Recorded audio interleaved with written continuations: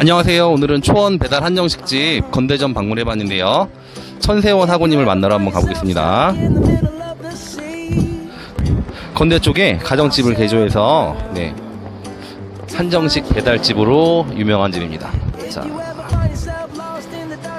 자, 천세원 학우님 만나볼게요. 안녕하세요. 네, 안녕하세요. 네, 반갑습니다. 그러니까 처음에 이 초원 배달 한정식을 정했던 이유는 그래도 사람들이 제일 많이 먹는 게 한식이 아닐까 해서 먼저 한식으로 정했었고요. 그렇죠. 그 메뉴에서 이제 뭐 차돌 된장찌개라든지 간장게장, 양념게장, 그리고 이제 뭐 고등어구이, 기본적인 한식 메뉴들이 있는데 이제 다른 가게들이랑 차별성을 둘 수가 없는 거예요. 근데 이제 저는 당연히 메인은 당연히 맛있고 사이드조차도 맛있어야 되지 않겠냐. 그리고 한식에서 가장 중요한 게 저는 밑반찬이라고 생각을 했었어요. 저희 반찬 한번 보여드리면 대부분 이제 뭐 가지나물이라든지 이제 뭐 무채라든지 배달 매장에서는 하기 힘들다고 생각하는 나물 위주로 일부러 구성을 했었고요.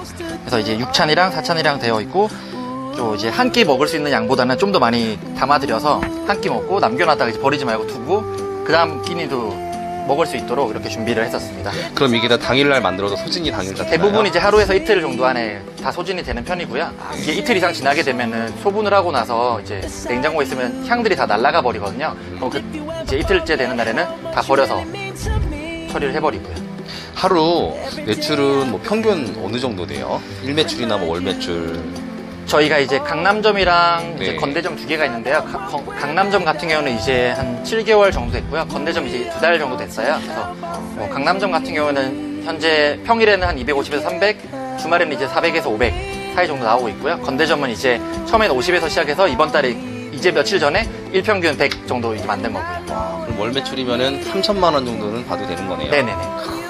그 재료비의 비중은 어느 정도 되나요? 식자재가 손이 많이 가는 인건비에서 좀 많이 투입이 된다고 보고요. 포장용이까지 합치면 35%까지는 올라간다고 보셔야 돼요. 추가적으로 이제 떡볶이랑 냉면을 추가해 놨어요. 이 배달 매장의 장점은 한 공간에서 이제 샵인샵으로 여러 가지를 할 수 있다고 해서 저희 매장 같은 경우는 이제 배달 멀티 매장이 되는 거죠. 와, 아주 괜찮네요. 네. 그 임대료 같은 경우에 네네. 아까 올라오면서 봤는데 가정집을 개조했더라고요. 네네. 그 일반 오프라인에 있는 매장들보다 월세가 좀 저렴할 것 같은데 어느 정도 되나요? 이제 네. 제가 이제 150 정도 나오고 있는데요. 배달 매장 치고는 100만 원 밑으로들 많이들 하시는데 저는 네네. 좀 공간을 좀 넓게 쓰려고 했던 것도 있고 네. 상권 중간에나 좀 빠진 쪽보다는 저희가 건대역에서 5분 정도 거리라서 네. 큰 도로에서 바로 들어와서 저희가 이제 골목에서 바로 한 블럭만 들어오면 되기 때문에 네. 이제 그런 메리트를 가지고 여기를 구하게 됐던 거예요. 대로변이 바로 옆에 있어서 네네네. 찾아오기도 쉽더라고요. 한 번에 이제 라이더분들이 왔다가 바로 갈 수 있는 공간이라서 여기로 일부러 선정을 했었어요. 네. 야외로 자리를 옮겨봤는데요. 이 점포를 구하게 될 때 비하인드 스토리가 있다고 들었는데 네네. 점포를 어떻게 구했는지 설명 좀 잠깐 부탁드릴게요. 이제 제가 1차적으로 처음에는 공유 주방에서 시작을 했었기 때문에 이제 처음에 그 임대료를 거기보다는 좀 더 저렴한 곳을 찾자. 그러니까 제가 공유 주방에 처음에 있을 때의 장점은 인테리어라든지 그런 주방 집기들이라든지 그런 것들을 제가 직접 구매를 하지 않아도 되기 때문에 그런 장점이 있었고요. 이제 공유 주방에 나오게 됐던 거는 초기 자본이 어느 정도 모이고 나서 이제 나와서 이제 점포를 찾게 됐었는데 일단은 1차적으로 그 배달의 민족에서는 울트라콜이라고 하는 체계 때문에 점포의 위치에는 상관이 없었다라고 이야기를 했었어요. 그래서 외곽이라든지 뭐 거주지 근처라든지 그런 곳을 처음엔 알아보다가 이게 정책이 또 바뀐다라는 이야기가 있었기 때문에 가게 위치도 이제 판매 위치와 비슷해야 된다라는 거였어요. 그래서 건대 쪽으로 좀 더 오게 되었었고요. 처음에는 이제 건대 메인, 그래도 장사니까 건대 메인 상권으로 가야 되지 않나라고 생각해서 먹자골목 쪽으로 갔었는데 거기서도 이제 지하 1층이랑 2층에서는 꽤 괜찮은 가게들이 많더라고요. 근데 이제 나오면서 딱 아차했던 게 배달 라이더 기사분들이 지나가면서 사람이 많이 부딪히니까 오히려 오기 불편한 거예요. 그래서 그 다음에 최대한 큰 길가 근처에 있어야 되겠다. 라이더분들은 이제 대행업체를 사용하다 보면은 그 몰리는 시간에 최대한 많은 배달량을 소화를 해야지만 그분들도 수익이 오르기 때문에 저희 매장이 뭐 2층에 있지만 이제 1층에 있으면 가장 베스트긴 하지만 2층에 있으니까 이 매장은 계단을 올라와서 가야 된단 말이에요. 그러면 그 시간을 그래도 들여서라도 와도 상관없을 것 같은 위치를 구하다 보니까 도로까지 한 블럭 들어와 있는 위치에 이렇게 선정을 하게 됐었습니다. 영업시간은 어떻게 됩니까? 저희 영업시간은 오전 10시부터 새벽 4시까지 하고 있습니다. 그러면 그거를 혼자서 하기가 어렵잖아요. 네네. 인원 구성은 어떻게 돼요? 저희가 인원 구성 같은 경우는 대부분 이제 이쪽 외식업들이 뭐 10시간 이상을 많이 하는 편인데 저희 매장 같은 경우에는 이제 9시간 반, 9시간 반, 중간에 휴게 시간 1시간 반씩 넣어서 이제 그 2교대 형태로 진행을 하고 있습니다. 그러면 한 타임에 네. 근무하시는 분이 몇 분? 2명 있습니다, 지금. 네.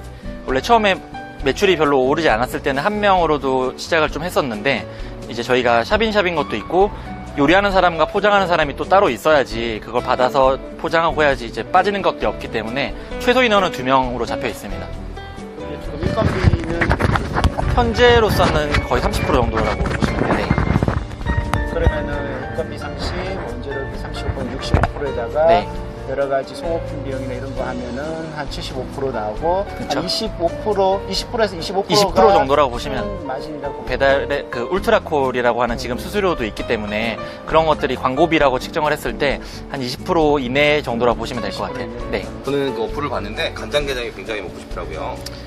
저희 평점 4.9점입니다. 와, 굉장히 힘들다고 들었는데. 네, 찜수는 700개가 넘었습니다.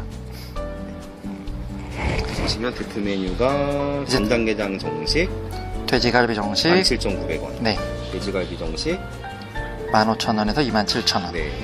27,000원 같은 경우는 이제 고기가 2인분이 됐을 때 네. 조금 더 반찬 한 세트 나가고 쌈도 한 세트 나간 상태에서 이제 금액이 할인된 금액인 거고요.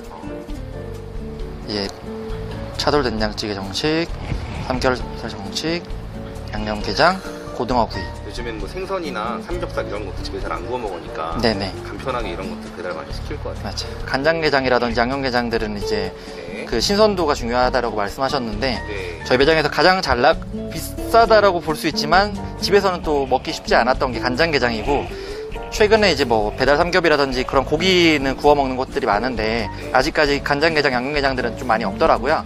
저희도 그날 또는 하루 이틀 전에 이제 가져와서 숙성을 시켜고 판매를 하는데, 현재 간장게장, 양념게장은 전부 다 품절이 돼서 오늘은 팔 수가 없습니다. 네. 그 창업을 하려고 하는 사람들 중에 네. 배달 창업을 하려고 하는 사람이 많거든요. 그런 많은 사람들이 오토 매장을 하려고 하시는 분들이 많아요. 그러면 오토 매장을 하기 위해서 어떻게 좀 준비를 해야 되는지 조언 좀 해주세요. 대부분 이제 그냥 오토 매장이라고 했을 때 가장 차이점은, 사장이 있을 때 오토 매장의 차이점은 그 퀄리티 유지라고 생각을 해요. 근데 저는 배달 매장 같은 경우에는 가장 또 중요한 게 요리를 하는 것보다는 어떻게 보면 요리를 조립한다라는 표현이 맞다라고 저는 보거든요. 저희 매장에서 뭐 특별히 요리를 해야 된다라는 거는 별로 없어요. 그래서 갈비라든지 그런 것들을 식재재를 제가 잘 구해왔을 뿐이고, 그런 것들을 조리해서 잘 조립한다라는 느낌이기 때문에 거기서 이제 좀 더 오토 매장이 좀 쉽게 저는 되지 않았나 싶고요.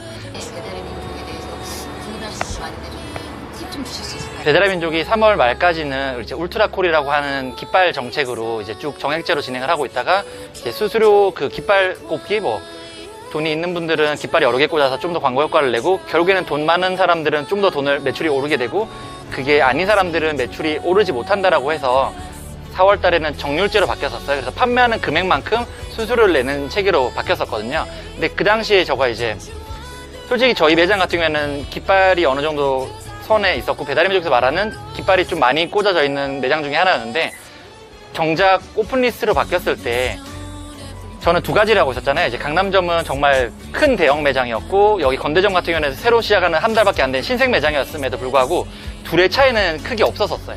솔직히 그 신규 매장들한테 좀 더 혜택을 준다라고 했지만 매장이 너무나 많았기 때문에 그걸 구별할 수 있는 건 좀 없었다라고 보고요. 다시 지금 뭐 정치적인 거라든지 여러 가지 그런 제재, 뭐 여론이 많이 있어서 다시 정액제로 바뀌었는데, 저는 제 개인적인 생각에서는 정액제가 편하긴 하지만, 어떻게 보면 편하고 적게 돈을 쓰는 사람은 쓸 수 있지만, 배달 플랫폼이라는 것 자체가 정액제랑 정률제가 어느 정도는 좀 섞여야 되지 않냐. 당연히 정률제가 되면 저는 더 많은 수수료를 내겠지만, 그럼에도 불구하고 정액제는 기본적인 금액들을 내는 사람들은 내고, 더 많이 버는 사람들은 정률제로 해서 좀 추가로 낼 수 있게끔 하는 게 좋다라고 생각을 해요. 왜냐면 그 정률제였을 때는 장사 안 되던 가게 입장에서는 계속 안 되는 대로 계속 유지를 하게 돼요.